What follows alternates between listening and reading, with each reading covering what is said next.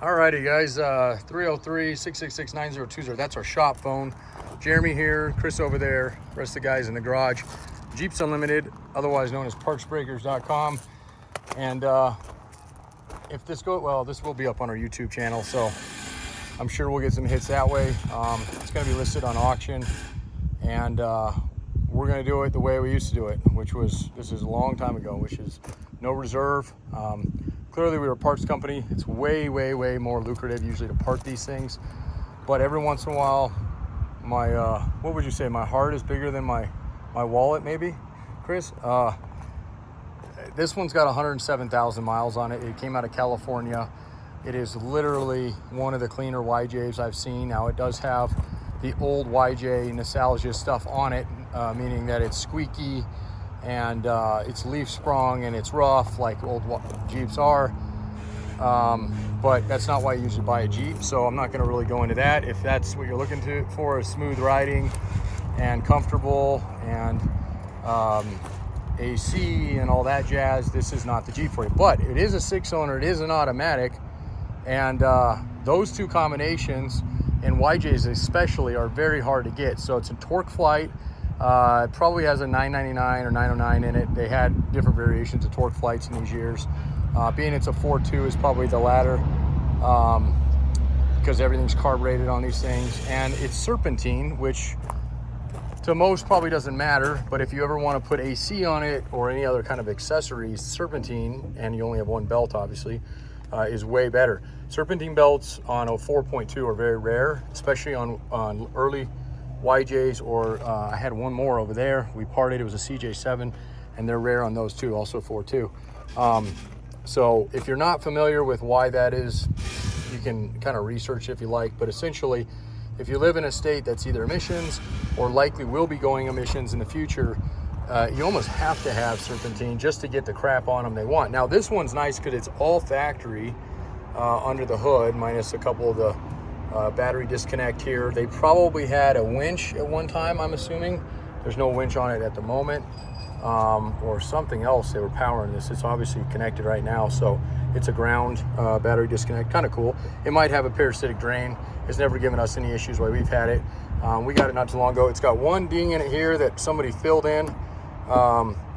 Likely tires that were on it, probably threw something up underneath and somebody went in and repaired it, but it's hard to say. The rest of this is pretty clean and it's nice and straight. I don't feel much filler in this. It might have it going in here a little bit, but no really cause for concern because there's not a lick of rust on this thing anywhere else on the frame or the body.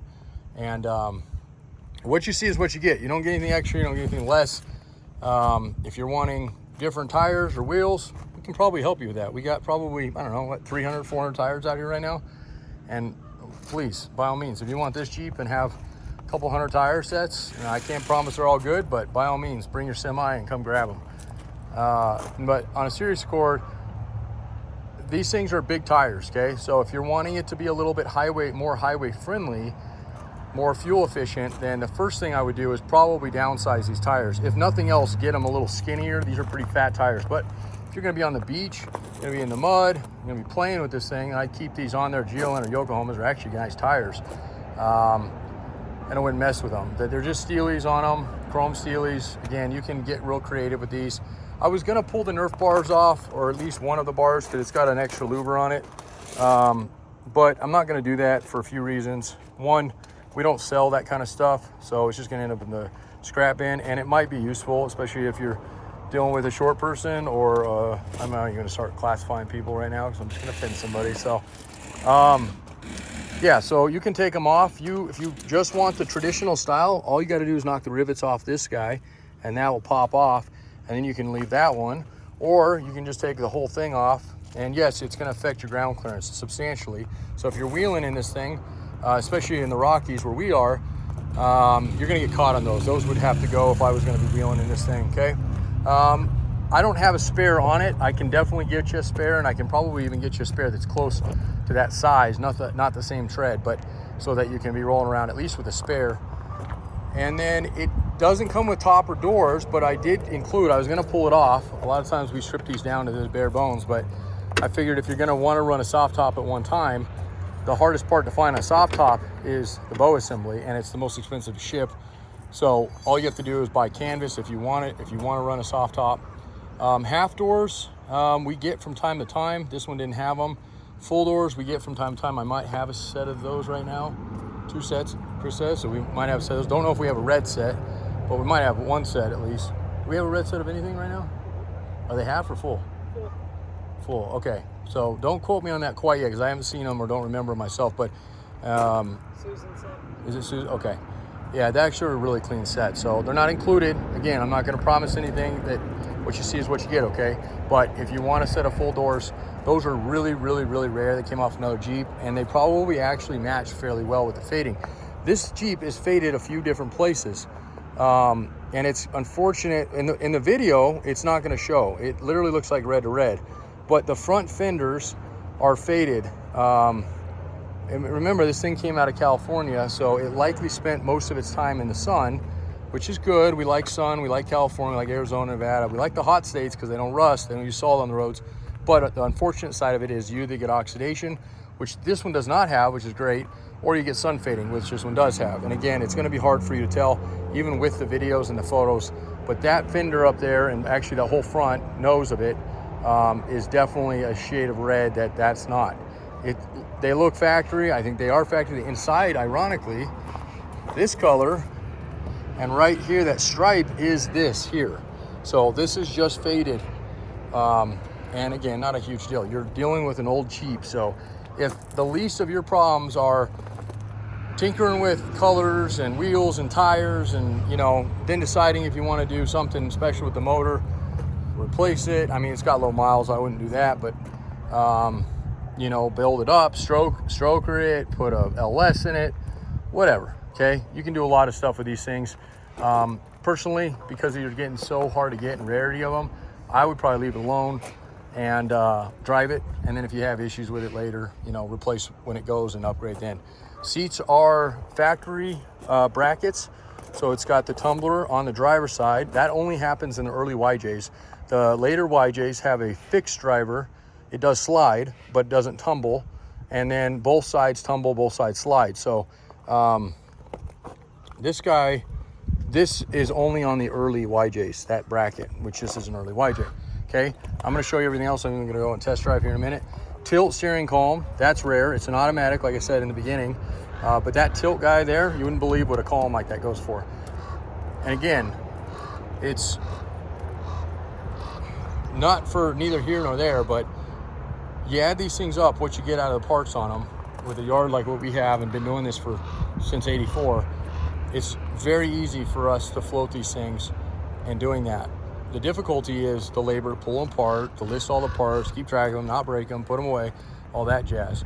And so 99% of the time we do part them. We know that system really well.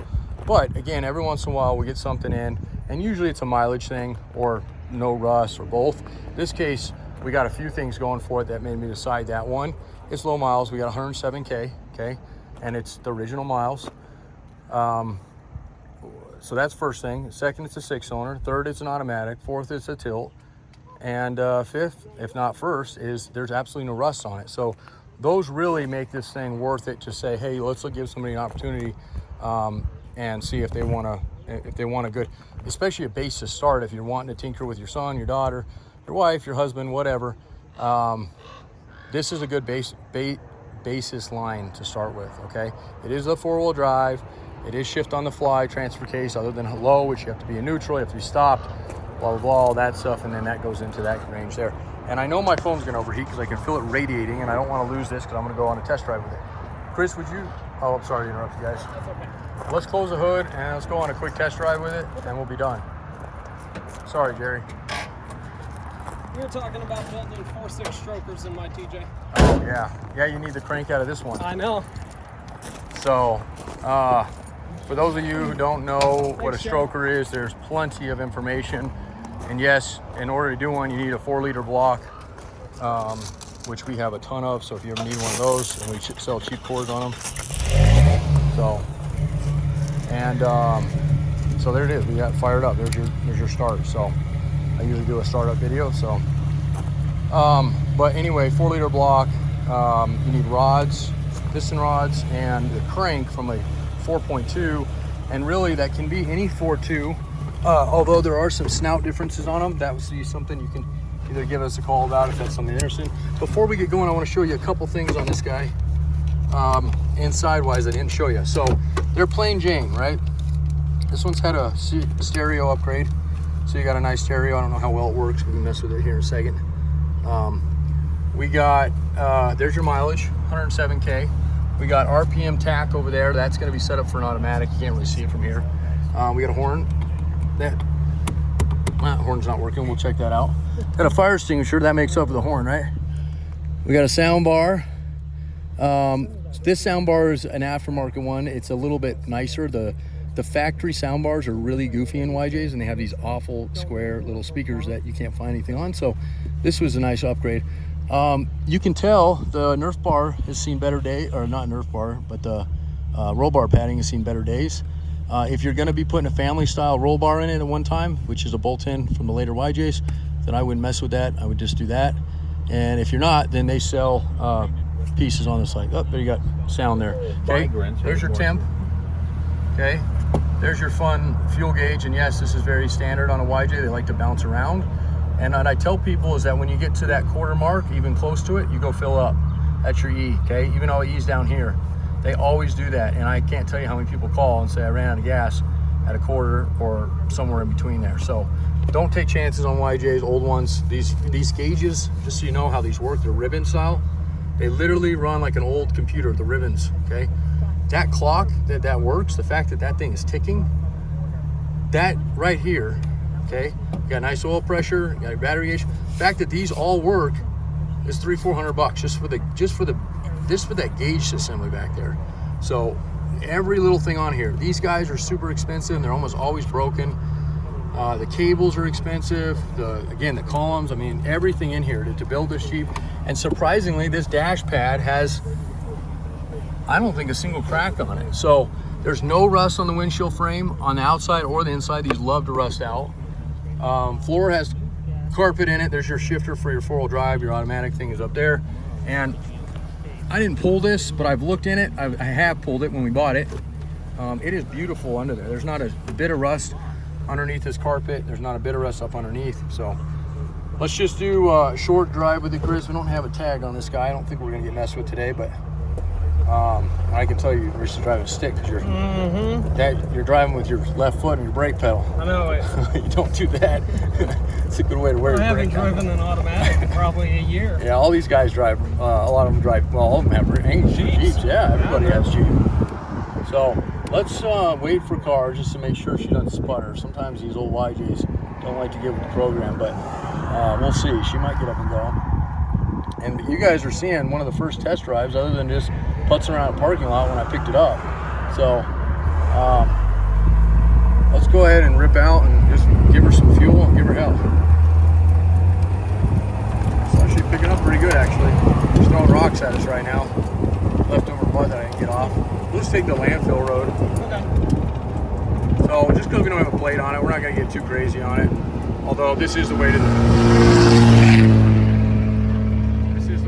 sheriff's office. So, but normally these guys out here are kind of doing their own thing and trying to get to where they're going to be working today. So, and it's a maintenance center, I think. It's not really the office. I think the offices are down in Clifton.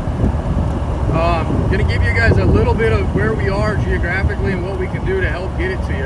And I've done this again long time ago. That's all I did was buy and sell a Jeep. So let's just do this little circle here. And that got us up to about 45. That's about as fast as we need to go with where we're at right now. And just, again, I don't want to take a chance. I don't have insurance or anything on this thing other than shop stuff. So. Oh, she killed it. That's okay. That's all right. We'll watch her fire right back up. We hope. There you go. Yeah. It shows you. So one thing that I will tell you right now is that, yeah, you're gonna have to keep it. Yeah. Is that this Jeep came out of California and it was northern, where my wife's from. Matter of fact, it was kind of how I found it. My father-in-law spotted it, and I just went out on the family reunion. We just had it, grabbed it. With that said, we messed with it a little bit on the car. We're a mile high, folks. We're 5,000 feet up.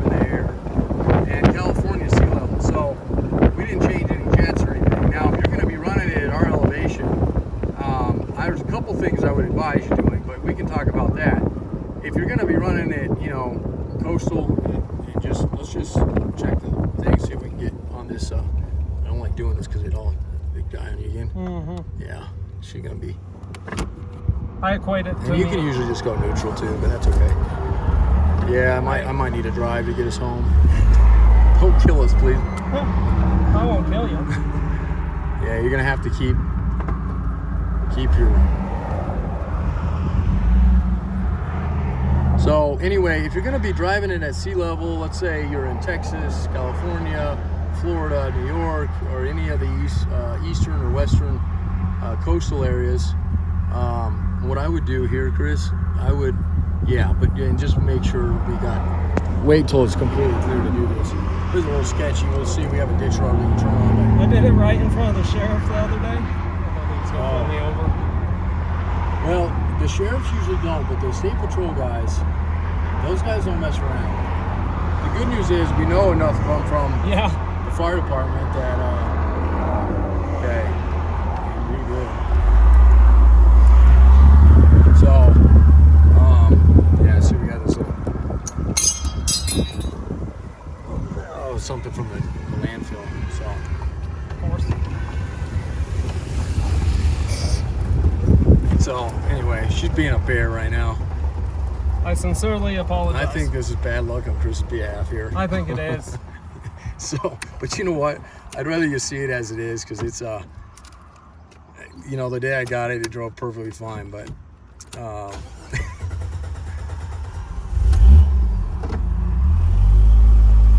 think it's this double feet thing he's got going on. My inexperience driving automatic. Dude, it's like, I've seen people struggle with manuals before, but geez.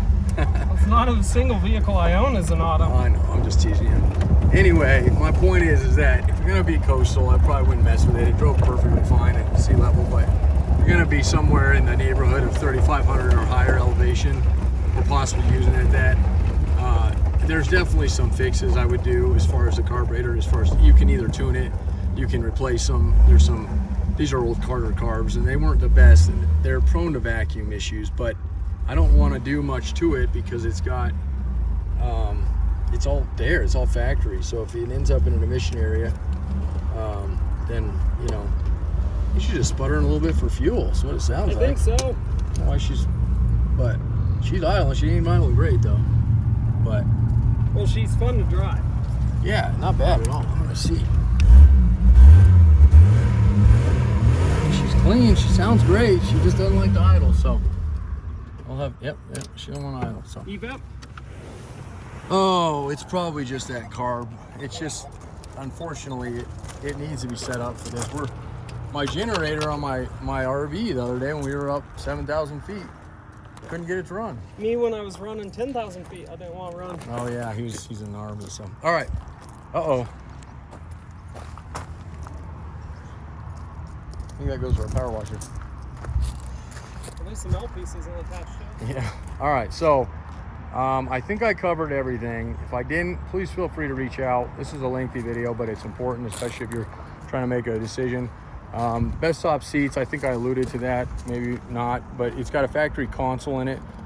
If there's something you don't want on it, like a console, like if you want to put a Tuffy box in it, let me know. We can buy this. Once you buy the Jeep, we can pay and buy some of the stuff back out of it that we want. That's one of them. We go for factory stuff out here. We're not really into the aftermarket stuff too much, but some of that stuff does have some value. So if you know you're going to be pulling it out anyway. And look, I washed it, and thank God I took pictures before, because the mud got everywhere. So, okay. And those tire size, because I know everybody's going to ask me, I think they're 33s, but let me just double check here.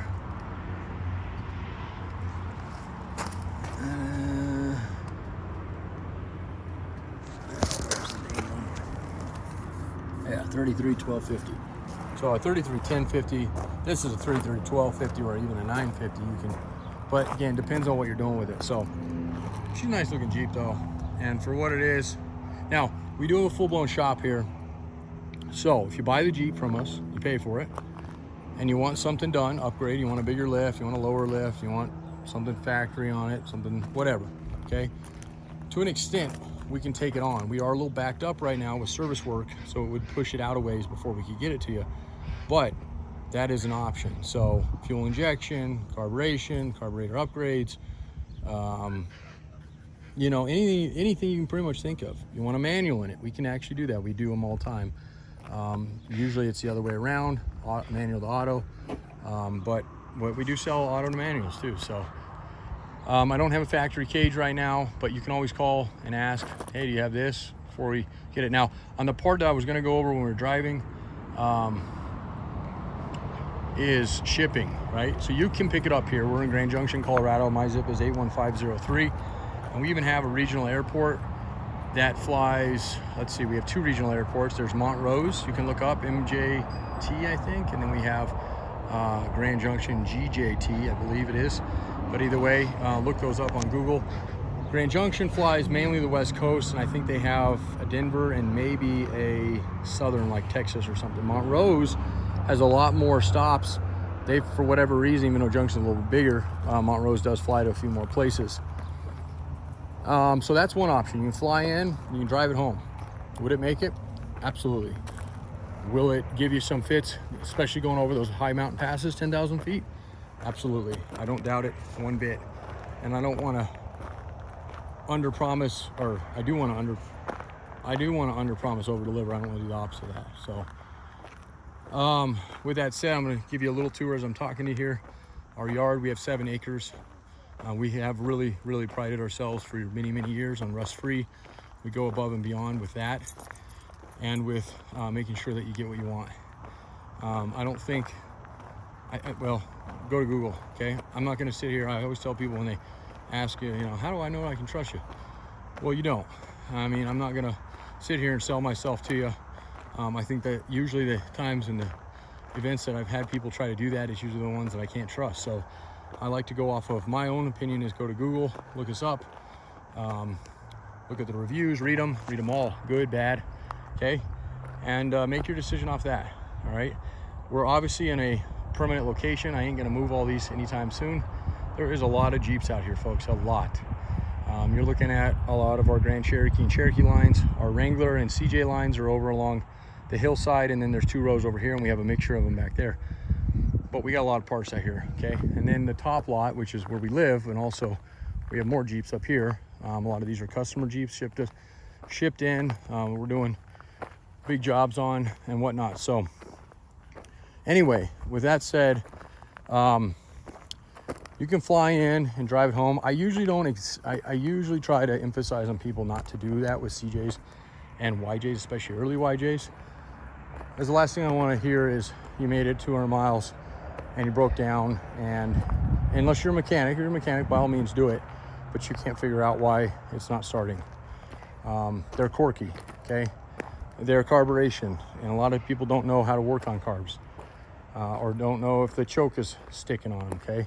So there's another one we may sell. I don't know. This one's a little bit rougher, a little bit more miles, so we'll see. But it's got a couple dings on it as well. It came out of Phoenix, so another rust-free one, but more dings on it. So anyway, point is that that's what I would do. I would personally either let us help you transport it. Transportation right now is actually fairly affordable. Economy's down a little bit.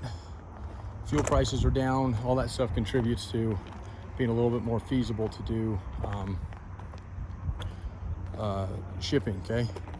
You can give me a call and I can give you a rough idea. And usually what I do is I give you a price.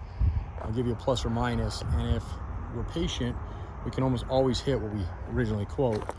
And that's just trying to look for hot shots that are deadheading. If we're in a hurry and you're like, hey, my daughter's 16th birthday next week, I got to get this thing ASAP, then I'm going to quote you double what we normally get, and we're going to have it moved in that time. Okay, you don't pay us anything. Well, usually you'll pay us $100 for a deposit on the transportation side of things, and then we pay the broker that, and then they set up everything else, and then it's COD on delivery for the rest of it. So that's on the delivery side. If you want it transported that way, if you would like to set up your own transportation, by all means, you can do that. I can even put you in touch with our broker. And then let's see other ways you can do it. I'm going to be heading to California myself, back to California, this Sunday. The auction is not going to end until after this Sunday. In the case that you want it before I leave, what has to happen is we have to get almost what we can part it for out of it. I take off a little bit of thinking blah, blah, blah, a number in my head. And I don't even have that, because right now I'm literally trying to do this no reserve. And I feel like if somebody has a reserve in mind and they're doing it no reserve, that they're not being honest, okay? So my idea right now is no reserve. If you'd like to take a chance and fly with that, then go with that. You might save a ton of money that way, okay? And if you're pretty sure you've been watching them for a while, they've all seemed to be going for this, especially rust-free ones, automatic, 6-cylinders, whatever it is that you're looking for, this one has, then you know what they've been selling for. Make an offer that's reasonable. And if you're trying to get it on that trip out, whether it be St. George, Vegas, Phoenix, LA, San Diego, Northern, you know, I don't have a real northern route right now, but I could. We'll work it out. There'll be a delivery charge, but I could bring it out. I got a big trailer over there that I'm bringing out. And right now, I don't think I have too much going out right now. We do have some big items, but I have definitely 12 feet, which is how long those things are. And if you want a trailer out and get it, come out with a trailer. Pick through the yard. Maybe you need some other stuff. Maybe you need another Jeep. We don't usually sell them whole, but right now is a good time to do it. Is our summer season. We get slow for 2 months a year, and it's usually about a month and a half. It's end of July and all of August, for whatever reason, school season, okay? So if you ever see me sell something big or not part of it, it is usually that one of those months. After that, we get calls all the time. We sell that whole, we sell it whole. We never ever do. It's way, way, way more lucrative to sell them in parts. Now, I always trim my labor down. That's part of the reason I'll sell them whole this time of year. I don't have a lot of my labor that I normally have. We usually have about 10 guys out here. We're down to 4, and even those we'll trim down to almost 2 here in a few weeks. We'll see. Sometimes we don't do it, but usually we do. So, about to go camping, guys. Hopefully you guys have a wonderful 4th of July. I usually don't list over the holidays, but because this is such a weird holiday landing on a Thursday, and this will be a week from today ending, hopefully. So hopefully it'll end Tuesday the following week. But again, you got a reasonable offer, you want me to be bringing it out on this West Coast trip, I'll do it. So you just have to give me a heads up, and you have to come up with the price before and then in the auction. eBay or whatever auction we end up putting this up on, we cannot list it within 24 hours of it ending. We can end it. We have to pay fees up front on our listings with these guys, right? So as long as they get their fee up front, they don't really care, but they do have one stipulation is that if we let it go down to the last 24 hours, we're stuck at that. We're ending it at auction. It ending at no reserve. It is what it is. Up to that 24-hour mark, we can press the end now button, and we can do it without assigning a buyer. We can do it with assigning a buyer. It doesn't really matter. It doesn't cost us any extra. People have this misnomer about eBay and other auction sites that, you know, you're going to sell it. Now, if we get out around eBay, we don't have to pay fees. That's not how they do it. They've learned why. They're wise in this, even though it sucks, but it is what it is. You pay the fees up front.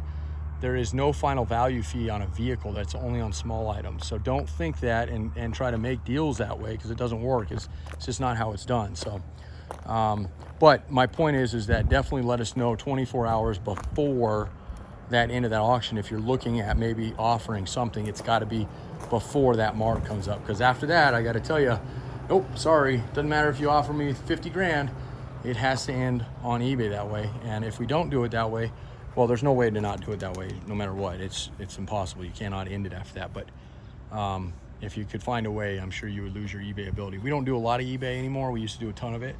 We built all our own website and everything. And but anyway, I'm gonna stop blabbing. Jeremy here, 303-666-9020. If you're not interested in the Jeep, no problem. Take a look at our parts. If you need any Jeep parts, please, please, please, please call.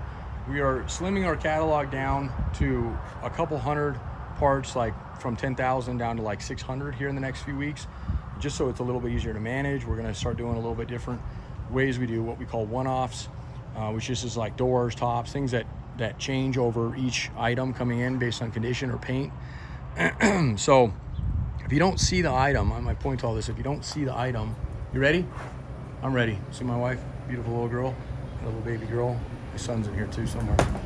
If you don't see the item you're looking for, you already know how big the yard is. We can't manage everything. We tried to for a long time. It's just not possible. This is Gunnison. This is Cody. And so my point is, just call us. That 303-666-9020. That's the best number to reach the shop. And there's my beautiful family. Say hi, guys. Hi. Woke up from a nap. Oh, he's up from a nap. So Happy Independence Day, my favorite holiday of the year, and you guys rock out. We love all of you and everything on the supporter side of things. Appreciate it, and we'll catch you later.